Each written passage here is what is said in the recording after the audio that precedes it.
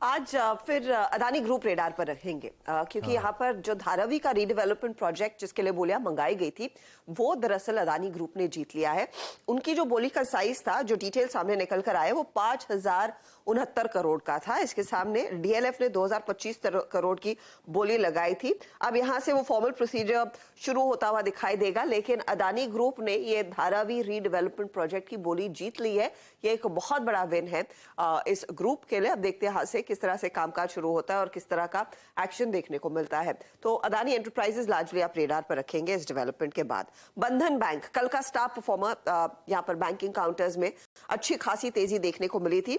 अब यहाँ पर इनकी जो प्रोमोटर एंटिटी है यानी कि बंधन फाइनेंशियल होल्डिंग्स, उनको अनुमति मिल गई है कि ये आईडीएफसी का आईडीएफसी एएमसी खरीद सकते हैं।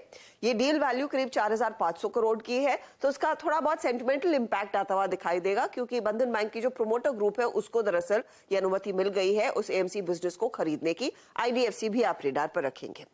ग्लैंड फार्मा बहुचर्चित स्टॉक था कल। काफी एक्शन देखने को मिला जब वो अपडेट्स निकल कर आ रहे थे ब्लूमबर्ग पर कि फोसन जो चाइनीज कंपनी है, जो कंपनी में हिस्सा होल्ड करती है, वो स्टेक बेच सकती है। उसको लेकर डेवलपमेंट नहीं है, लेकिन कंपनी ने दरअसल एक सौदा कर रही है, एक पुट ऑक्शन अग्रीमेंट में उतरे हैं जहां पर ये 100% सिनेक्सी ग्रुप में एक्वायर करते हुए दिखाई देंगे। 120 मिलियन यूरो का ये सौदा होता हुआ दिखाई देगा। एंटरप्राइज वैल्यू करीब 230 मिलियन यूरो आकी गई है। ग्लैंड को क्या एक्सेस मिलेगा? यूरोपियन ऑपरेशंस में दरअसल इनका जो बिजनेस है वो बेहतर होता हुआ दिखाई देगा।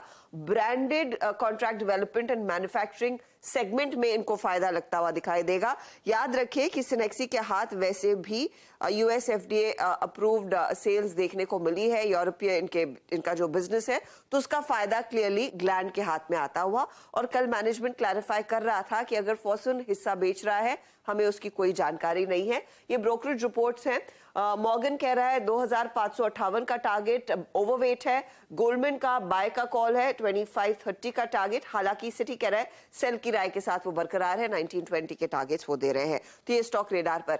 अच्छा, बायोकॉन का जो बायोलॉजिक्स आर्म है, उन्होंने वो एक्विजिशन वियाट्रिस के साथ कंप्लीट कर लिया है। याद रखिएगा एक अपफ्रंट कैश पेमेंट $2 बिलियन का हुआ था, तो वहां से फायदा हाथ लगता हुआ दिखाई देगा। इसके अलावा आज जीआर इंफ्रा के लिए एक डेवलपमेंट है, नेगेटिव है। इनके हाथ दरअसल राजीव चौक में जो डेवलपमेंट हो रहा था उसका ऑर्डर लगा था। ये सौदे का साइज करीब 600 करोड़ के आसपास था, वो स्क्रैप कर दिया है एनसीआरटीसी ने, तो वो एक नेगेटिव स्टॉक रेडार पर आप रख सकते हैं।